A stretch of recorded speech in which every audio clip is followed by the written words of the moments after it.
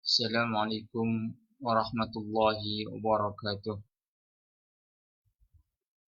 Alhamdulillahi rabbil alamin. Wassalatu wassalamu ala asyrafil anbiya'i wal mursalin wa ala alihi wa sahbihi wa man tabi'ahum bi ihsanin ila yaumiddin.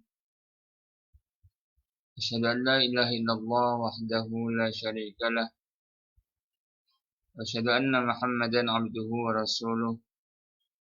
Allahumma shalli ala sayyidina Muhammad wa ala alihi wa sahbihi wa man tabi'ahum bi ihsanin ila yaumiddin, amma ba'd.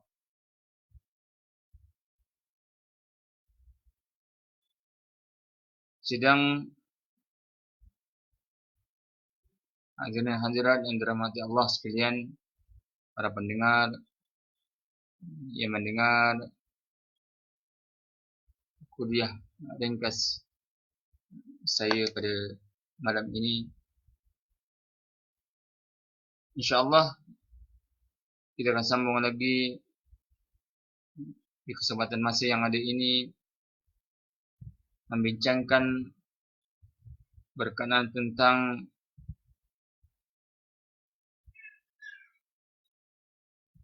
buku Al-Ahkam Al-Fiqhiyah Al-Muta'alliqah bil Waba' Al-Corona, oleh hukum hakam fiqh yang berkait dengan virus COVID-19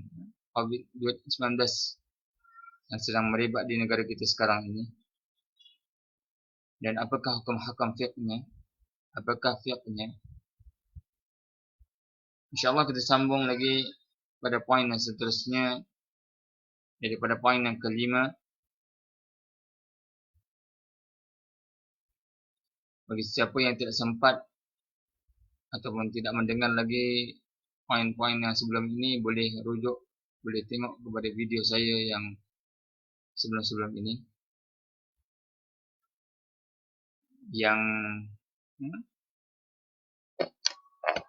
untuk lebih detail, kerana buku ini diterbitkan dalam bahasa Arab, dan kerana kita tidak ada kesempatan untuk nak menulis, jadi kita terjemahkan dan juga kita huraikan dalam bahasa Melayu, insyaAllah. Mudah-mudahan ambil manfaat sama-sama. Seterusnya adalah yang kelima daripada poin ini.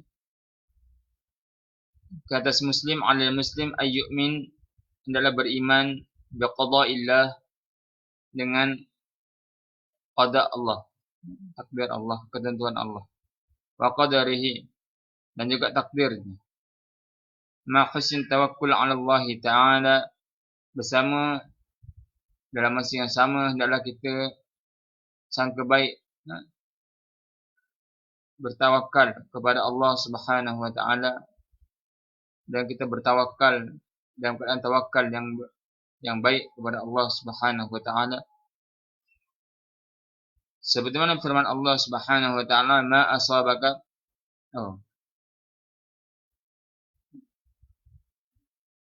seperti mana dah hadis Nabi sallallahu alaihi wasallam yang berbunyi, ma asabaka lam yakun yuqti'aka, apa yang menimpa kamu dia tak akan tersalah. Maksudnya apa sahaja yang takdir telah menimpa kamu, musibah, asabah ni daripada musibah lah, bukan keuntungan, lebih kepada musibah, bala bencana yang menimpa kepada kamu, lam yakun yuqti'aka, sama sekali dia tidak akan tersalah untuk kamu. Maksudnya benda itu kita tak boleh nak elak takdir tersebut, takdir musibah yang menimpa kepada kita.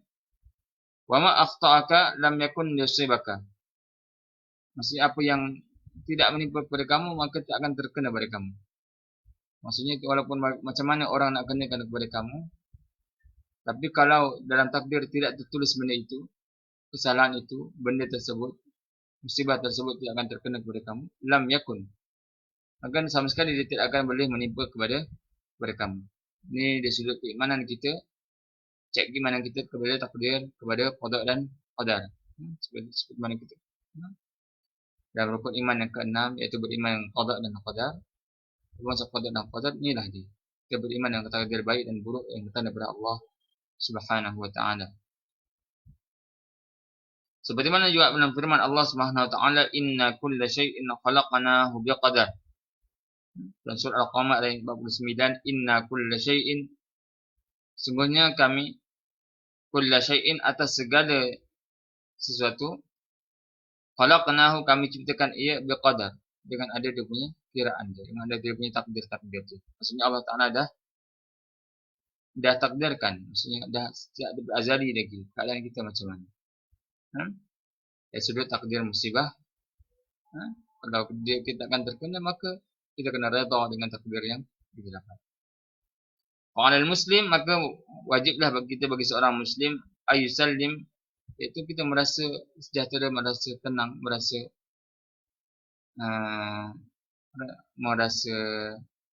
selamat, sejahtera. Wa yarda biqada'illah wa qadarihi, dan rasa redha dengan ketentuan yang Allah Taala ciptakan dan juga dengan takdirnya. Bukan bermaksud kita mencari-cari pasal atau mencari-cari masalah, tapi jikalau benda tersebut terkena kepada kita, maka kita hendaklah kita hati kita pertama sekali, hati kita. Ini isu kepada hati lah. Dan juga hati kepada iman kita. Bagaimana kita menerima tersebut? Adakah kita menerima dengan memang setiap orang akan merasa duka cita. Hatta Nabi SAW sendiri pun merasa duka cita. Bukan kita sahaja. Para sahabat pun merasa sedih, merasa duka cita. Jadi bab-bab musibah ini, kalau kita menangis, kalau kita rasa lemah semangat, itu normal.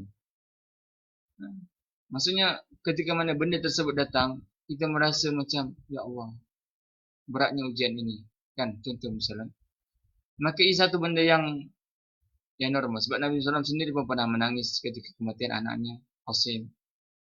Nabi SAW sendiri pernah menangis, pernah berdoa dengan doa yang begitu dahsyat pada ketika mana beliau ditentang dengan begitu dahsyat oleh puak-puak daripada Taif yang mana melemparkan batu-batu sehingga kaki baginda berdarah-darah, hingga Nabi SAW berdoa dengan doa yang menyebabkan malaikat gunung ganang turun kepada Nabi SAW. Maka hatta dalam perang Badar pun Nabi SAW doa punyalah panjang. Nabi SAW risau kalau berlakunya kekalahan dalam perang Badar. Hatta dia adalah seorang Nabi sekalipun, kalau orang kata kamu tak boleh berasa sedih, tidaklah, tidak mungkin. Kalau musibah itu terkena dan kita merasa sedih, ia satu benda yang normal. Tapi bagaimanakah hati kita menerima atau tidak? Itu persoalan dia. Persoalannya adalah, adakah kita boleh menerima takdir tersebut atau tidak boleh menerima? Itu je dia. Bab kita mencari ikhtiar, bab kita cuba cari solusi penyelesaian masalah, itu bab yang satu lagi. Tapi bab kita, adakah kita, dia ada dua. Satu konsep dengan konsep Jabariyah, iaitu dia merasakan, dia terikat dengan takdir. Maksudnya, dia tak boleh buat apa-apa bila mana Allah Ta'ala tak letakkan, dia akan salahkan pada takdir tersebut. Maksudnya, kalau benda itu berlaku kan, maksudnya dia tidak akan ada reaktif ataupun bersikap pasif lah, orang kata selanjutnya lah. Orang-orang seperti ini yang kata dia menggunakan alasan ulat dalam batu pun boleh hidup, maka aku pun tak payah kerja pun tak apa, asalkan ulat batu dalam batu pun hidup. Jadi Allah tak boleh bagi rezeki pada kita macam tu. Jadi ini satu konsep yang silap, yang tidak ada dalam Islam sebenarnya. Ini pun konsep Jabariyah, itu mengakui segala takdir itu, maksudnya dia merasakan bahawasanya bila mana takdir itu datang, dia kena ikut dan dia tak boleh buat apa-apa. Itu satu pandangan yang salah lah. Kita tidak boleh berbuat apa-apa. Tidak boleh berbuat apa-apa. contoh misalnya nauzubillah min dzalik. Saya doakan semoga saya dan juga para pendengar kan, kita mudah-mudahan Allah bagi kita tidak diuji dengan ujian yang betul dahsyatlah, seperti mana berhenti kerja, tak ada gaji, ataupun bagi yang bekerja sampai bagi yang berbisnes terpaksa tutup perniagaan dia. Jadi benda-benda itu benda yang mengerikan lah. Tidak ada siapa pun yang buka bisnes tidak harap tutup bisnes. Bagi yang bekerja tidak ada yang harap supaya gaji dia tidak ada kan. Tetapi kalau perkara itu berlaku sekalipun, kalaulah perkara itu berlaku sekalipun dari Allah SWT, ataupun orang yang dihinggapi dengan penyakit COVID, penyakit virus ini hingga dia meninggal dunia. Jadi benda-benda ini adalah benda yang kita tidak mahukan, sebab benda ini adalah benda yang musibah. Kan, benda kehilangan, benda-benda musibah ini kita semua tak mahu. Jadi benda-benda ini jikalau berlaku, bagaimanakah cara kita menanggapi takdir? Itu yang paling utama. Bagaimanakah cara kita menanggapi takdir?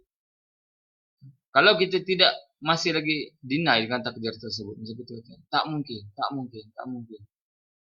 Tak mungkin bagi saya bisnes saya boleh nipu. Ini semua tidak adil. Kenapa Allah jadikan virus waktu sekarang? Kenapa itu? Kenapa ini? Jadi itu semua adalah salah satu tanda kita mempersoalkan takdir. Jadi bagi seorang Muslim, benda itu akan menjaga hati kita bertambah sempit dan kita merasakan kita dah buat yang terbaik. Ya Allah, aku dah buat yang terbaik. Kenapa kau bagi macam ni? Kenapa kau bagi macam ni? Kenapa kau bagi? Sebenarnya saya bercakap ni bukan semata-mata untuk Tuhan saja, untuk para pendengar, untuk muslim-muslimat yang dirahmati Allah sekalian. Tapi juga untuk diri saya juga sebenarnya benda-benda ini. Kan? Sebab benda ini benda yang berkaitan realiti. Kita tak boleh nak menafikan bab realiti. Kan? Jadi apa yang kita boleh buat adalah kita terima takdir tersebut dengan hati terbuka. Kita yakin kalau Allah Ta'ala bagi musibah yang begitu dahsyat kepada kita, Allah Ta'ala juga boleh bagi untung yang begitu dahsyat, ataupun maksudnya apa? Keuntungan ataupun tuah yang begitu dahsyat kepada kita. Kalau musibah yang begitu dahsyat secara tiba-tiba boleh bagi kepada kita, maka dalam masa sama Allah Ta'ala juga boleh bagi manfaat yang begitu dahsyat kepada kita secara tiba-tiba tu. Jadi kita perlu orang kata positifkan diri pada ketika ini. Positifkan diri pada ketika ini. Supaya apa? Supaya kita nampak jalan keluar daripada ini. Pertama sekali, terutama bagi usahawan kecil-kecilan kita misalnya, yang mana memang terlalu terkesan dengan keadaan ini. Saya tidak nafikan benda itu. Kita para asatizah yang ada sumber sama juga lah, yang bekerja sambil berkuliah tak seumpamanya, yang ada yang terkesan, dan juga siapa-siapa sajalah penjaya kecil. Jadi bila mana kita menghadapi benda ini, kita kena lapangkan dada kita, terima takdir ini, dan anggaplah ini sebagai satu musibah untuk mendidik diri kita, membina diri kita ke arah yang lebih baik. Maksudnya macam itu. Yang kedua adalah dipanggil prinsip tadi Jabariyah, yang mana mengatakan bahawa mereka bersikap pasif terhadap takdir, musibah ke manfaat, mereka pasif. Yang kedua adalah golongan Mu'tazilah ataupun golongan Qadariyah, kita kata orang yang tidak menerima takdir. Dan mereka beranggapan kalau mereka menerima takdir, maka mereka tidak boleh berbuat apa-apa. Mereka memusuhi takdir. Bagi mereka, bila mana takdir mereka terima. Contoh, sebab mereka mempercayai bila mana mereka menerima takdir, mereka terpaksa berfahaman seperti mana fahaman golongan Jabariyah. Oleh kerana mereka tidak ingin berfahaman seperti mana fahaman golongan Jabariyah, maka mereka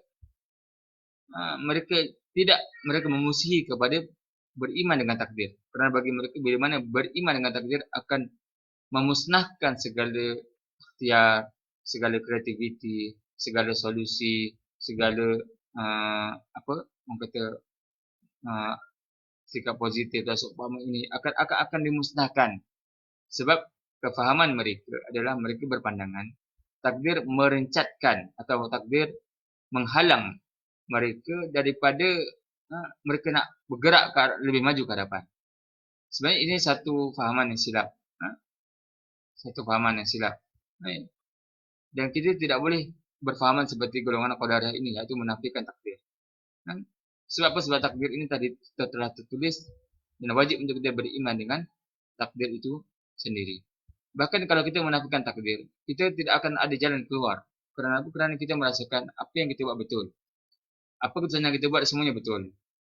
Bila mana berlaku sebaliknya, sama ada berlaku itu atas pilihan kita, atau berlaku itu atas takdir yang Allah tetapkan, maka kita tak boleh nak move on, tak boleh nak keluar daripada benda tersebut. Itulah yang menyebabkan akan berlakunya depression, akan berlakunya kemurungan, akan berlakunya sehingga ke tahap bunuh diri.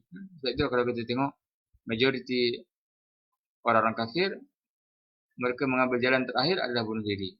Bila mereka tak boleh menerima takdir, maka mereka akan bunuh diri. Sebab apa? Sebab mereka adalah golongan yang tidak boleh menerima takdir. Sebab itulah mereka beranggapan kalau mereka dah tak boleh buat apa-apa, mereka bunuh diri. Kan? Tapi bagi orang mukmin adalah kita tidak dibenarkan untuk kita membunuh diri atau mengharapkan kematian. La yataman seperti dalam hadis riwayat Bukhari, la yataman nen ahadukum, maksudnya tidak boleh kamu mengharapkan, berangan-angan untuk mengharapkan kamu mati, melainkan dengan doa, ya Allah, jikalau hidup itu baik bagiku, maka hidupkanlah aku. Jikalau mati itu baik bagiku, maka matikanlah aku. Dengan doa seperti itu. Tidak boleh kita kata, tidak ada jalan. Kita harus bunuh diri. Kalau kita usia 100 tahun pun, contoh kita tak mungkin boleh bayar hutang. Kita tak mungkin boleh hidup. Kita tak mungkin boleh itu, boleh ini. Seperti mana Allah memberikan kepada kita musibah. Yang mana kita tak sangka-sangka musibah itu. Allah yang sanggup. Dia boleh buka khazanah dia. Dia boleh bagi kepada kita keuntungan, bonus berlipat ganda ataupun rezeki yang melimpah ruah yang kita tak sangka. Yang kita tak sangka. Yang mana kita rasa 20 tahun akan datang pun aku tak boleh nak keluar daripada sini. Contoh misalnya, bila mana musuh itu berlaku. Tapi bila mana kita percaya takdir, kita beriman, kita buka hati kita kepada takdir itu, dia sanggup kita jalan saja. Kita just jalan. Just kita do it, just kita jalan saja, just kita cari ikhtiar, just kita tambah ilmu, just kita perbaiki apa yang silap, kita analisis apa yang salah seumpamanya, yang kita boleh buat, yang kita boleh selamatkan seumpamanya. Jadi di situ bila mana tiba-tiba Allah bagi contoh misalnya zaman sekarang ni kita tengok banyak bisnes yang collapse, yang jatuh. Dan banyak bisnes yang naik. Contoh bisnes bagi medical supplier kan. Ventilator. Begitu banyak permintaan begitu naik. Mungkin orang tu tak sangka. Naik. Bisnes-bisnes yang berkaitan dengan internet. Naik begitu tinggi. Sebab ketika itu permintaan begitu dahsyat pada bisnes-bisnes umpama ini. Bisnes yang berkaitan dengan work from home. Naik begitu dahsyat. Jadi dikatakan saham Zoom salah satu aplikasi yang pakai kaedah web conference. Hatta sekolah saya pun guna kaedah ni, guna Zoom kan, untuk nak meeting dengan staff, dengan macam kita orang ni dengan manajemen semuanya kan, kita staff, kita meeting dengan manajemen semuanya guna kaedah Zoom. Jadi naik saham beratus kali ganda.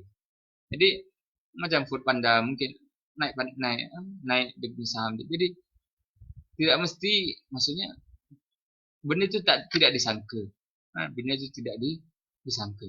Jadi benda-benda ini semua adalah bawah kuasa Allah Subhanahu wa taala. Jadi kita jangan pesimis dan jangan bersikap putus asa, tapi kita yakin dengan takdir Allah Subhanahu wa taala. Buka hati kita dan kita yakin dengan takdir Allah Subhanahu wa taala. Kerana dikatakan kat sini Wallahu ta'ala ma qadara syai'an fi hadzal kaun. Allah Ta'ala pada mentakdirkan sesuatu kejadian itu wa khalaqihi dan ciptaannya. Dia tidaklah mentakdirkan sesuatu itu melainkan illa li hikmatin azimah, melainkan untuk hikmah yang agung. Wa maslahatin kabirah dan juga maslahat yang besar.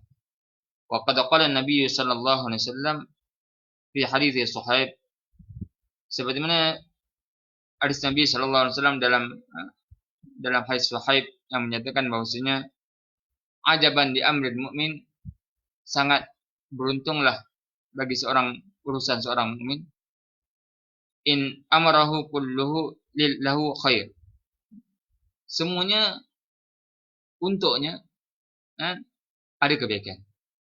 In asabatu sarra'an, jikalau didapatkan keuntungan ataupun bonus ataupun apa-apa saja, maksudnya apa? Sarra' ni benda-benda kegembiraan, syakara, dan dia bersyukur. Seperti yang dalam firman Allah SWT, kisah Nabi Allah Sulaiman AS, liyabluwani aashkuru am akfur. Allah Ta'ala uji aku, sama ada aku syukur atau aku kufur. Wa man syakara fa innama yashkuru li nafsi. Jikalau kita bersyukur, maka kita bersyukur untuk dirinya. Maksudnya kalau kita bersyukur, dia memang kembali kepada Allah ketika kita berterima kasih kepada Allah. Tapi agaknya keuntungan itu adalah kepada diri kita sendiri. Wa man kafara fa inna rabbi ghaniyyun karim. Dan siapa yang kufur, yang mana tidak bersyukur, dapat kegembiraan, keuntungan, tapi dia tak bersyukur. Bahkan dia rasa ini semua hasil usahaku, ini semua hasil penakdiran aku, ini semua hasil daripada aku punya usaha, aku punya ini, aku punya. Dan tidak ada kait dengan Allah SWT. Tidak ada kait langsung dengan Allah SWT. Maka dekat sini dia tidak bersyukur kepada Allah SWT. Bahkan dia mengatakan ini semua hasil daripada aku. Ini seperti mana cerita Qarun, yang mana mengatakan bahwasanya kekayaan dia adalah hasil daripada dia. Dia pandai berniaga, dia bijak, contoh macam aku kaya dengan ini sebab aku ni kan. Aku belajar tinggi-tinggi, orang lain malas, orang lain tak pandai. Tidak, semua itu adalah rezeki daripada Allah Subhanahu wa taala. Yang perlu dikembalikan syukur itu kepada Allah Subhanahu wa taala. Dan Allah beritahu, "Man kafara," dan jika kamu kufur, "Inna rabbi ghaniyyun karim." Allah Ta'ala itu sungguhnya Tuhan itu Ghaniyyun, maha kaya, Karim, maha mulia. Maksudnya Allah Ta'ala tidak terjelas pun. Sama ada kamu nak kata usaha ni semua hasil kamu, kekayaan semua hasil kamu usahakan, benar adalah kamu sekalipun, kan? Allah Ta'ala tak terjelas pun. Atau kamu syukur itu kembali kepada diri kamu sendiri. Seperti mana dalam firman Allah SWT surah Ibrahim, la in syakartum la azidannakum. Jika kamu bersyukur, maka niscaya Allah akan tambah nikmat itu untuk kamu. Wa la in kafartum, jika kamu kufur, inna adzabi lasyadid, semuanya azab aku sangat-sangat pedih. Maksudnya kalau kita syukur pun, Allah Ta'ala akan tambahkan nikmat itu untuk kita, bukan untuk orang lain. Untuk kita. Bab ni sebenarnya cakap lagi mudah. Hatta ustaz pun, hatta kita penuntut ilmu sekalipun, kita cakap mudah, tapi hakikatnya bila mana dari sudut pelaksanaan realiti, orang yang cakap tu belum tentu lebih baik daripada orang yang mendengar. Orang yang cakap tu belum tentu lebih baik daripada orang yang mendengar. Tapi apapun keadaan, sama ada kita sempurna atau tak sempurna, kita wajib untuk kita sampaikanlah apa ilmu yang kita ada, kan, maksudnya. Jadi kita jadikan dia sebagai sumber penguat. Sebenarnya hakikatnya motivasi dalaman, motivasi yang berteraskan kepada Al-Quran dan Sunnah lebih kuat lagi daripada motivasi yang bukan berteraskan kepada Al-Quran dan Sunnah. Wa in asabatu dharra'an sabara, fakana khairul, maka dia adalah baik untuk kamu. Yang tadi hadis itu, jika kamu dapat untung, kamu bersyukur, maka dia adalah baik untuk kamu. Maka dia kebaikan untuk itu. Mana Allah akan bagi pahala kepada kita kerana kita syukur. Allahu Akbar. Dahlah dapat kekayaan, dahlah dapat kemewahan, dahlah dapat kebahagiaan, dahlah dapat keseronokan, dahlah dapat kegembiraan, kan? Dalam masa yang sama, dapat pula pahala daripada Allah SWT. Dapat pula. Allahu Akbar. Allahu Akbar. Allahu Akbar. Betapa indahnya Islam itu. Kan? Wa nasabatu dharra'an. Jikalau dia dapat apa? Dharra', mudarat, kemudaratan, musibah, bala, bencana. Allahu Akbar. Kemudian dia buat apa? Sabar. Dia bersabar. As-sabru 'ala sadmatil ula. Sabar itu adalah di atas pukulan yang pertama. Maksudnya atas kali pertama. Sabar itu adalah atas kali yang pertama. Maksudnya sabar itu adalah kita perlu. Maksudnya bukan tak terima ya, bukan kita tak boleh nak menangis, bukan kita tak boleh nak berduka cita, bukan kita tak boleh nak sedih. Normal. Hatta kalau kita menangis sekalipun ia adalah normal. Bahkan lebih baik waktu itulah kadang-kadang kita punya doa kita paling khusyuk pada Allah waktu itu. Serius. Mungkin sebelum tu bertahun-tahun kita tak boleh nak solat tahajud. Waktu kita kena benda tersebut, waktu itulah kita paling ingat Allah. Waktu itulah kita paling mudah untuk kita bangun tahajud. Waktu itulah kita paling mudah untuk kita baca Quran. Waktu itulah paling mudah untuk kita ingat Allah. Waktu itu paling mudah untuk kita doa nangis-nangis. Adakah benda itu boleh berlaku waktu kita senang? Waktu kita tak susah? Majoritinya tidak. Majoritinya tidak. Jadi sebenarnya walaupun dia satu musibah, agaknya dia satu rahmat yang sangat besar. Kerana mendekatkan seorang kepada Allah SWT. Kerana di situ meyakini bahawasanya kita ni tak ada apa-apa. Ya Allah, aku dah usaha macam-macam cara dah. Aku dah pergi kelas itu, kelas ini. Contoh misalnya bagi orang yang bisnes. Ataupun aku bagi orang yang bekerja mungkin. Aku dah buat kerja ini dengan begitu baik sekali. Dengan majikan minta apa semua. Dengan cara yang paling terbaik. Tiba-tiba dia berhentikan aku tiba-tiba je. Contoh kan. Ataupun aku dah jaga anak aku ni baik-baik. Tiba-tiba kenapa Allah ambilnya? Maksudnya macam tu kan. Contoh maksudnya benda-benda yang kita pun tahu benda-benda ni benda-benda yang berat, yang besar kan. Aku dah usaha penat-penat siang malam pagi petang fikir pasal bisnes ni kan. Habis aku melabur semuanya. Tiba-tiba pekerja yang aku sayangi tiba-tiba tinggal macam tu begitu saja. Jadi benda-benda itu benda-benda yang kita tak nak. Benda-benda yang kita tak nak. Kan? Benda-benda musibah lah, darat. Tapi apa berlaku? Sabar. Kita bersabar. Bila bersabar apa dah? Fakana khair. Allahu Akbar. Maka dia adalah baik untuk kamu. Untuk seorang mukmin. Cantik tak cantik sebenarnya motivasi daripada Al-Quran. Cuma kita perlu berdalamkan ini. Kita perlu rasa syukur. Kita perlu mendalami motivasi-motivasi ini. Motivasi-motivasi yang bukan fake motivasi, bukan palsu motivasi. Motivasi yang betul-betul datang daripada Al-Quran dan Sunnah. Apakah yang lebih baik lagi daripada motivasi seumpama ini? Dapat musibah pun dapat pahala. Bayangkan. Innama yuwaffas sabiruna ajrahum bighairi hisab. Sungguhnya dibalas orang yang bersabar itu ajrahum, pahala mereka bighairi hisab, tanpa hisab. Maksudnya tidak ada limit dia punya nilaian sabar itu. Pahala sabar itu tak ada limit. Kan? Kalau pahala sedekah, mathalul ladzina yunfiquna amwalahum fi sabilillah. Perumpamaan orang-orang yang menginfakkan ke jalan Allah SWT. Kamathali habbah, seperti mana satu bijian. Ambatat, yang mana menumbuhkan sab'a sanabil. Tujuh tangkai. Fi kulli sumbulatin, setiap tangkai itu mi'atu habbah. 100 biji benih. Wallahu yudha'ifu liman yasha'. Allah akan menggandakan bagi siapa yang dikehendaki. Maksudnya paling tinggi pun 700.000. Itu gandaan untuk orang yang menginfakkan sedekah. Tapi untuk orang yang sabar, apa dia pahala dia? Bighairi hisab. Tak ada hisab. Bukankah itu satu motivasi yang sangat-sangat tinggi daripada Allah SWT? Bukankah itu satu berita gembira untuk orang-orang mukmin? Bukankah? Ini satu gembira. Itu berita gembira kepada orang-orang mukmin. Cuma atas kita, adakah kita boleh menerimanya dengan rela hati, ataupun kita tidak boleh menerimanya? Persoalannya dulu. Memang kita tak akan boleh menerimanya dalam musibah ini dengan hati kita, dengan keadaan gembira, tidak mungkin kan, kecuali orang-orang yang Allah pilih mereka ini, hati mereka ini, kan? Yang sangat-sangat rindukan kepada surga melebihi segala-galanya. Mereka ini memanglah mereka boleh menerima benda itu dengan rela hati. Tapi bagi orang-orang yang biasa-biasa macam kita, kan? Mungkin kita akan rasa sedikit terkesan, itu normal.